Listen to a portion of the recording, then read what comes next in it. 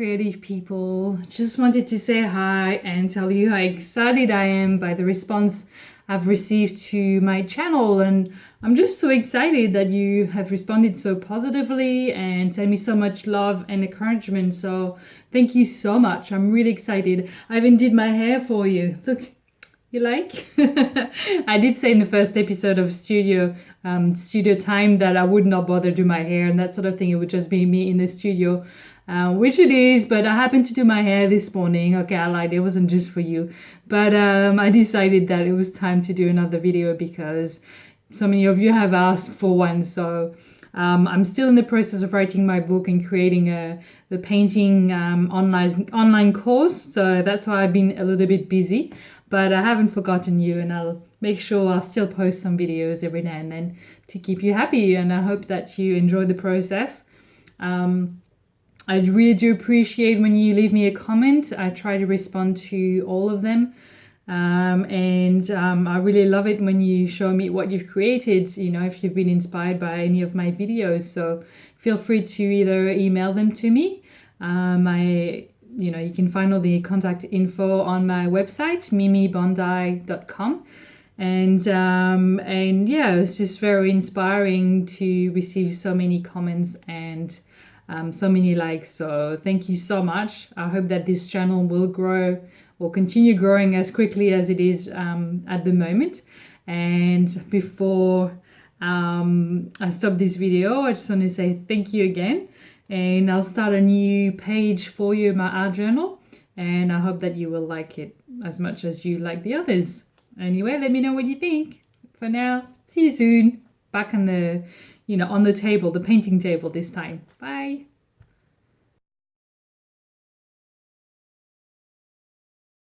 Hello, so I'm trying a new way of filming today, so hopefully my camera is not going to fall onto my page. If it happens, then we'll just deal with it then.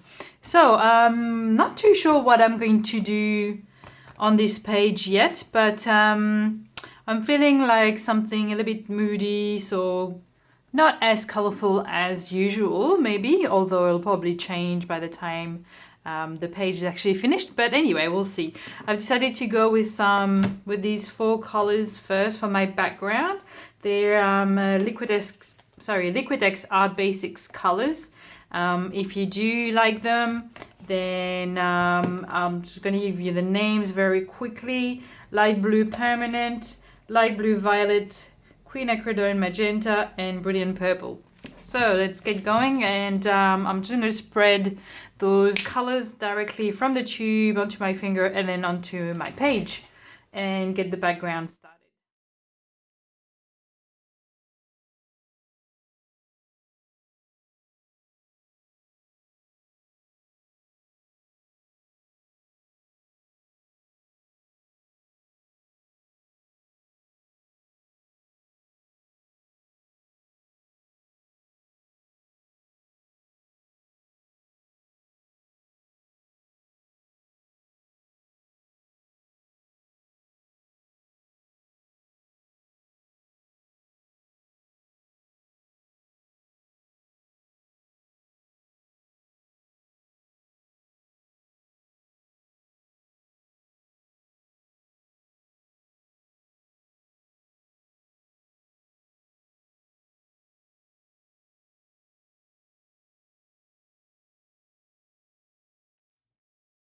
Okay, so my pages are completely dry, and as you can see, I wasn't particularly careful with what I was doing. I just spread my paint around like a 3-year-old, and I'm quite happy with it because it's messy and it's colorful and it's carefree. I think that's the main thing. It's not controlled, but it will become more controlled in a moment.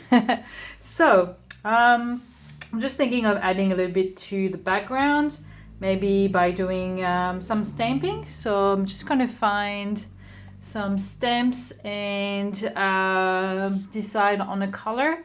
I think I'm going to go with a gold ink pad for this, which is this one. I used the Brilliance Galaxy Gold. It's great, really, really great color. I really love the that gold is beautiful, and it's still quite so subtle. Sorry, I can't speak today.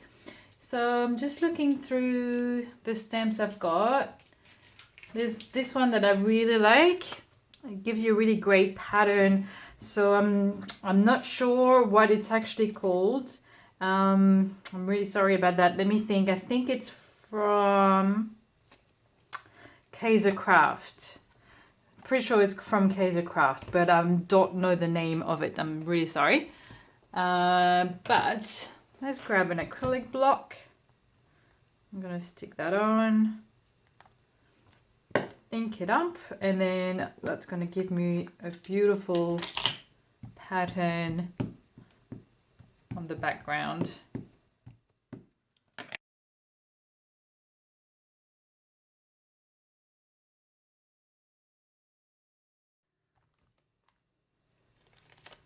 Actually, you don't have to use an acrylic block all the time, you know, you can just go for it like this as well, especially when you just have only a tiny bit of ink left on there and you want to clean up your stamp. And there you go. So check this out. Just gonna stand so I make sure I can show you things properly. Let me find it closer.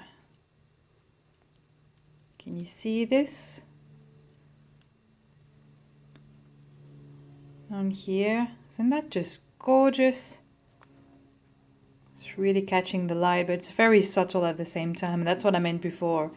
It's not it's a light gold, not a dark rich gold, so that gives you a really pretty effect without looking old-fashioned, I guess. All right, let's dry this up to be sure that it's all good. The ink dries quite fast, but just to be on the safe side, I like to, you know, give it a quick blast of heat. Gentle, of course, and not too close, ever. Now, let's see. Maybe I'm going to use one of my own hand-carved stamps. Starting to build a little collection now. Let's see what I could use. This is what I've got at the moment. Not a huge amount, but and you may have seen some of those in my previous videos. Let's see what I could use. I think this one will work. The darker color this time. So I'm going to use a dark gray. Better than the black, which would have been a little bit too in your face. And this one, well, this rubber doesn't actually stick on an acrylic block, so you just have to go, you can either mount it on wood, but that's way too much work for me. I'm just gonna go like this and press it down directly onto my paper.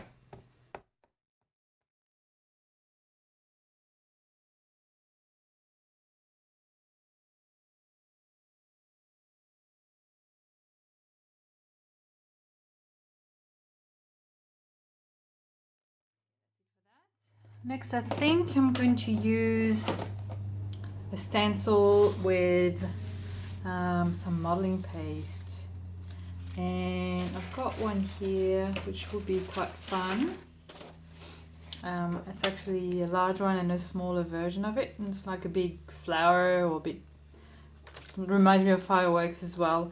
And I don't have the name of the manufacturer. This was just a cheap stencil I got from a craft store nearby quite a while ago, and I had no packaging, there's no name on it, but you know, this would work with any sort of similar stencil. So thinking I'd use the big one on the left, the smaller one on the right, or actually maybe just the small one. Let me have a think. Yeah, I think this is a bit too big a pattern for such a small journal, so I'm going to stick with the small one for now, and then we'll see how we go. Okay, so this one is from Pebeo Studio. It's a new bottle. I think they've changed the packaging. This is actually the older one, and it's kind of hard to get off. So I think this is the older packaging and this was the new one. Go figure why it's in reverse in my art shop, but anyway, they must have found it at the back of the warehouse or something. And it's called modeling paste. It's not a very heavy one, and it's actually quite light, so it's nice and creamy. Could almost eat it. Now, as you may already know, you can tint your modeling paste if you don't want it to stay white. But let me think what would look good here.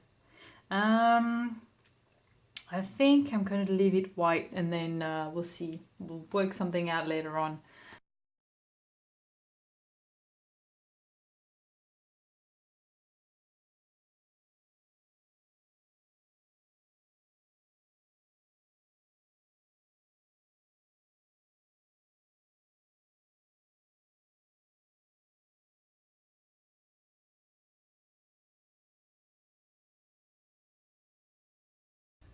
There you go, good enough. And I'm just going to dry this up, clean my tools, and then I'll be right back for the next step. In the meantime, I'll show you the beautiful texture while it's still wet. It's so cool having this glossy texture across the or on top of the matte background. It's yummy. But anyway, we'll dry matte as well. Okay, I'm gonna leave this to dry and I'll be right back. So while I was drying my pages, which takes ages with modeling paste because it's a lot thicker than paint, and a word of warning about that, if you do use a heat gun or a hairdryer, just be very careful handling the modeling paste afterwards, because it might feel dry to the touch and it might look dry, but quite often the layers underneath are still wet, so be careful not to smudge anything if you brush a little bit.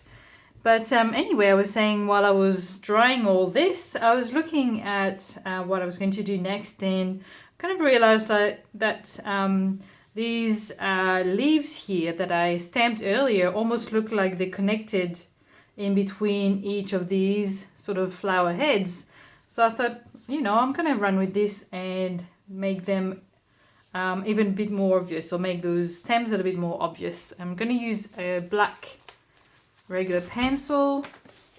I use Prismacolor for that. And I'm just going to select a black, actually sort of a grayish one, because that might work even better. Just because the stamp ink wasn't black. And I'm going to sort of redefine those leaves a bit more, and the connection between the flowers. So I'm going to bend them to my advantage.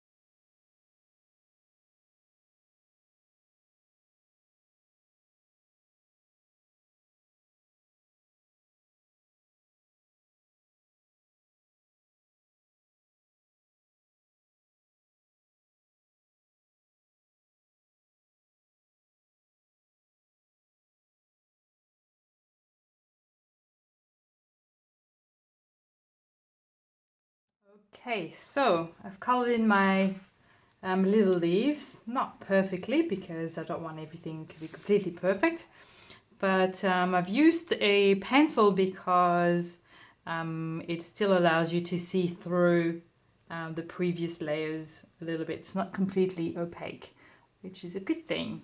So now, just to make sure that the pencil isn't going to move, I'm going to need to use a fixative. I'll show you what I use. If I can find it in there amongst all my sprays. Let's see.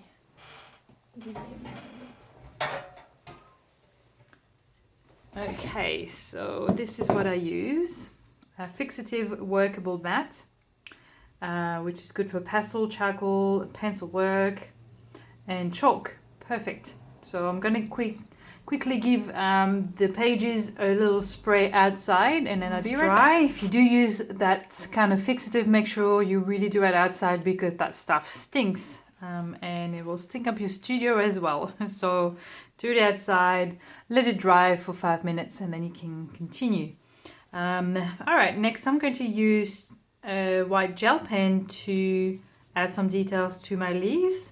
I think I'm going to keep these flowers white because I actually love how they just pop on top of that background. So just to link everything up a little bit and give the pages some uniformity, a bit of white detail would be quite good, I think. So I'm going to add some now. And also when I scrub that area here, I actually scrubbed some of the paint off, so I'll have to do a little touch up. I'll just do that now before I forget, and then it can dry while I'm doing my paint detail.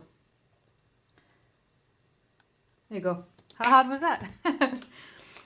Okay. Oh, by the way, I'll leave all the list of supplies I've used onto my blog post, so you can just head over there and get everything you need.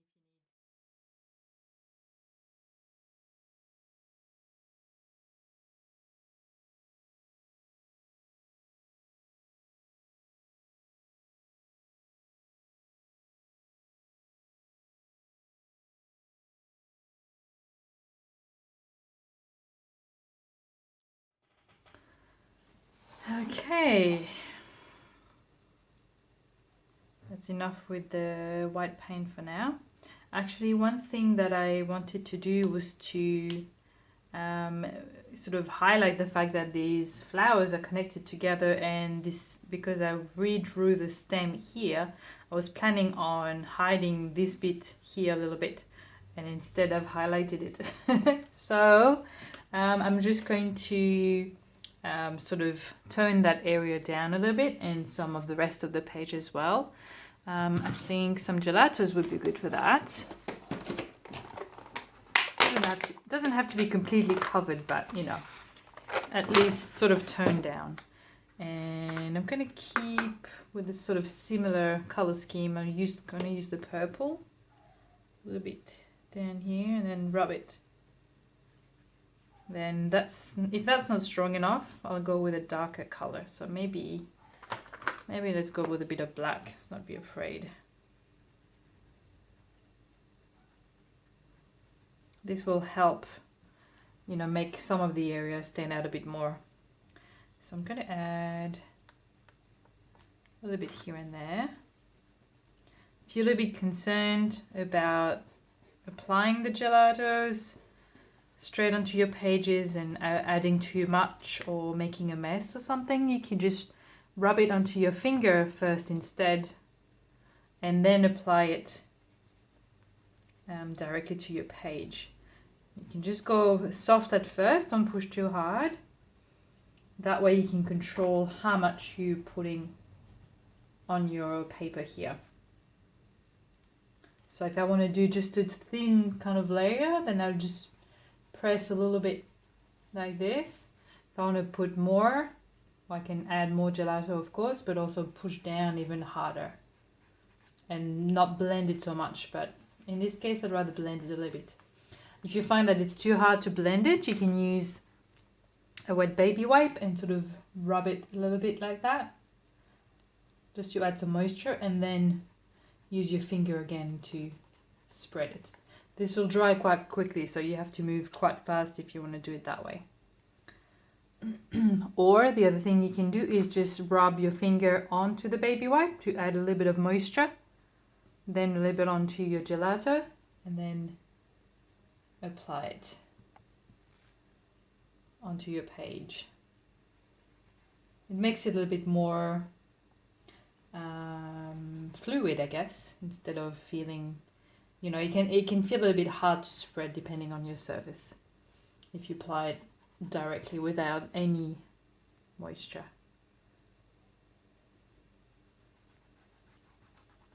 But you know, both techniques work depending on the effect that you want. So as you can see, I'm adding a little bit around the pages mostly, and then toning down this area that had some of the black leaves. So that bit, and that bit will stand out, and not this section or this one anymore. They're still there. I don't want to cover them completely, but your eyes doesn't get attracted to that section anymore. And I actually like the way that the gelato looks a little bit rough, a bit sort of chalky. I'll show you what I mean around here. So you can still see the blue from the background underneath, and I do like that effect. Put some gelato down, you don't really like what you've just done, use your baby wipe to gently wipe it off. And this is okay to do because I used a fixative underneath before, so nothing's going to get removed. None of the pencil, none of the acrylics, but possibly the white pen could go, but I didn't go too close, so I'm safe. Okay, that's it for there. And I'm going to add a little bit of gold on my flowers because I had some gold in the background here, if you remember from stamping earlier. And I just want to add some subtle gold highlights on those without losing all of the white. And for that, I'm going to use pan pastels in metallics. You know how much I love my metallics and iridescent colors in any shape or form or medium. And in this case, I've got the set of pan pastel metallics, which comes in a few shades of gold. Well, a light gold and a dark gold. And it also comes with silver, a sort of dark silver. I'll show you the others. And a light silver as well. Just go like this. As a darkish bronze and a lighter bronze or copper. So you've got the stronger shades and the lighter shades. Most of the time I go for the lighter gold, which is a little bit more subtle. And then the darker silver, because that one is really, really pale. And also the copper, just pretty funky, but it's not always easy to use it in the kind of artwork I create or color scheme that I've got. So in this case, I'm going to go for the light gold. Now, because I use the metallics for highlights, these pan pastels are going to last me a very, very long time, I think. I don't use them that often. And when I do, it's, you know, it's a very, very light layer, like I'm about to do now. So for this, you don't even need any of the pastel tools. You can just use your finger. And the reason I'm going to use my finger is because I want to have control of what I'm doing. I want to be able to feel how much I'm putting on there. And I want to ideally still retain the background that is behind the flowers as much as possible, and only apply a bit of pastels and highlights onto some of the petals here. And here, of course. So I'm just going to add a little bit, not too much, just a little bit on my finger. And I'm going to rub very, very lightly on the top. So I'm not pressing down, I'm just really lightly brushing. And then I'm going to reapply. It's really best to do this in very thin layers and add a little bit more rather than just go nuts and put too much. And like I said, you know, I just want some, you know, a hint of gold. Although I always say I want a hint and I'm going to do it subtle, and then I just end up putting metallics everywhere. So bear with me, I will try to control myself. I promise. But they are so delicious. I don't know what it is, but it's just, you know, the fact that it catches the light and makes everything shine. I love shiny things. I don't actually love gold as a metal itself. Well, white gold is okay, like my ring, but yellow gold I don't actually like. In jewelry. In here, beautiful. So I continue applying a little bit, and I'm just looking at my page sideways as well so I can see where it's going and where I want to add a tiny bit more. I might add a little bit on the background as well, but I'm going to show you, and I don't know if it's going to pick up very well on the camera, but just showing you that it's so subtle. You know, it's just a little bit. So you can still see the white of the flower and the background behind, but you've got a subtle shine on there. And you can do the same thing on the background if you wish. You can add a little bit more. So because this is such a fine powder, it's really beautiful to apply. Even with just your finger like this, it's just like eyeshadow basically. So I'm going to add it a little bit everywhere on top of all the elements as well, so they all sort of, you know, blend in together. Not blend in, but they're all unified.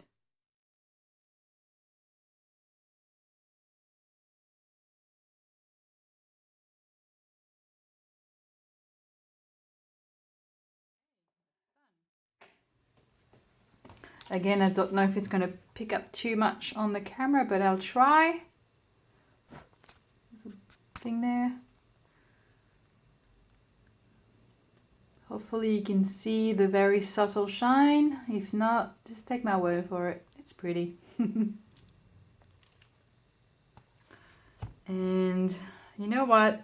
There's a bit of empty space around here, which would be a good spot to add a quote if you wanted to do something similar to what I've done.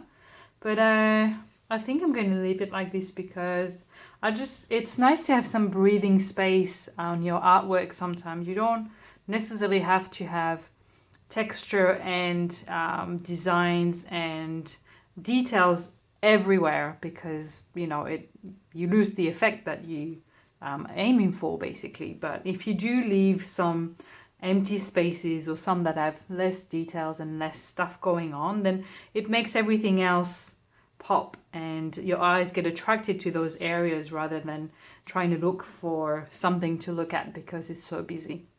So just on purpose, I'm going to leave this area quite plain and, you know, contrasting with the rest. But what I will do is add a little bit more gold stamping in that area, just a little bit. So we've got a bit more texture, but it's still subtle and in the background, not in the foreground. So I'm going to use the same stamp I had before with the gold. Let me just, what do I do with my acrylic block now? I've got stuff everywhere. There we go. I'll put it in the corner. And just going to use the gold ink pad again.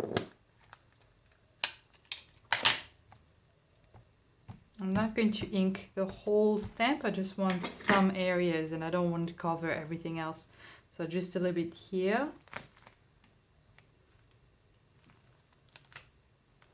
It's actually quite hard to reach because of the edges and everything. I'm going to go without the block.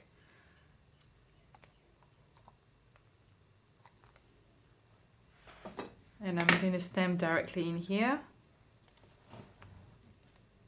That way I can really get into the areas that I need to stamp and nothing else. So I can just press this area and I'm, you know, keeping everything else loose underneath so I don't add any ink where I don't want it.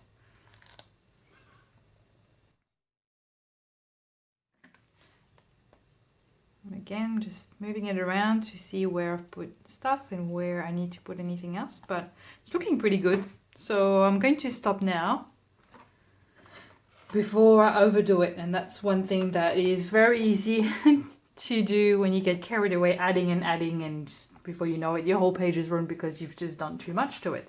So you have to know when to stop. Now because I've put some pastels on there, I'm going to use the same fixative I had before, which if you remember did say that it works for pastel and pencils and chalks and all of that. So I'll add a layer of that once I'm off camera. And I was quite happy then, but then I looked at my pages a bit later in the evening and actually there's just something missing. So I decided to get back to it this morning with fresh eyes, and I seriously recommend you do that whenever you feel a bit stuck or you just don't know what else to do anymore. Just basically leave your artwork alone for a while, walk away, have a cup of tea, or just, you know, leave it overnight and come back the next day, and, you know, you might have better ideas.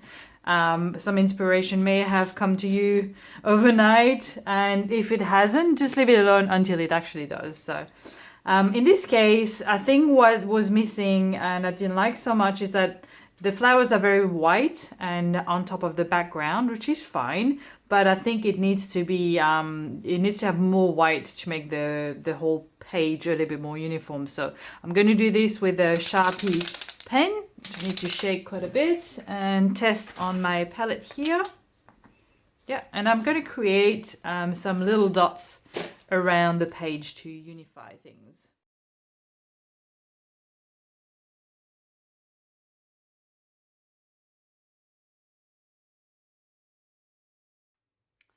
Okay, so I've created a little border with white dots, and by the way, I apologize for putting my big head in front of everything every now and then. Sorry about that.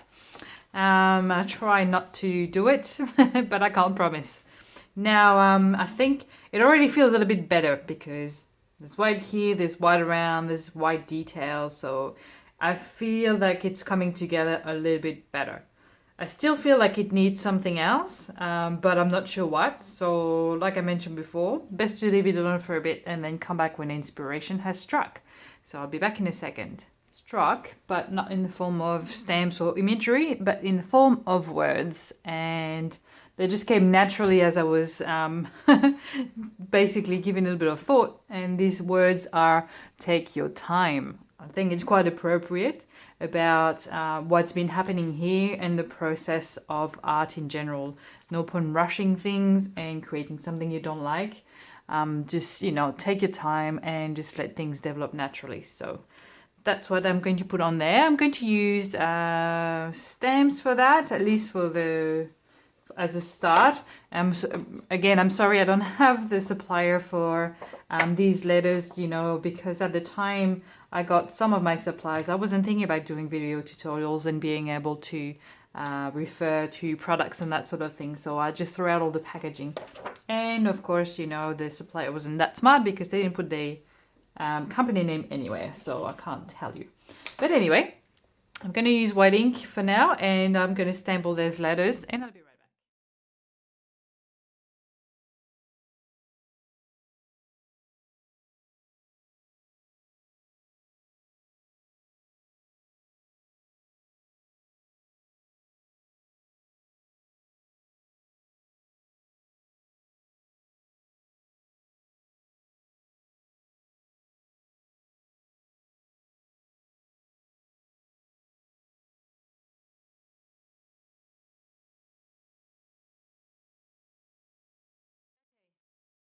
It is finished. So, as you may have seen, I had a bit of a struggle with my little letter stamps, which, you know, were all messed up in one box and sort of stuck together.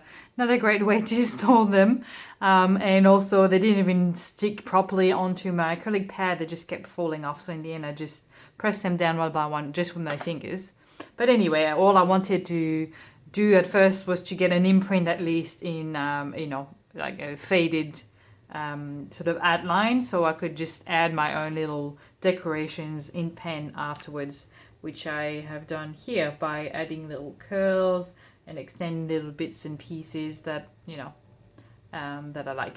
So that's something that I like doing quite often. I love anything curly and swirly and spirally, and I've added a few more around just to, you know, make the page look good, I guess.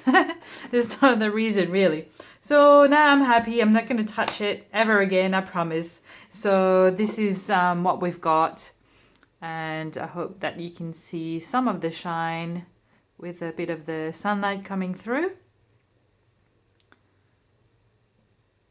And thank you so much for watching this video. Please let me know what you think.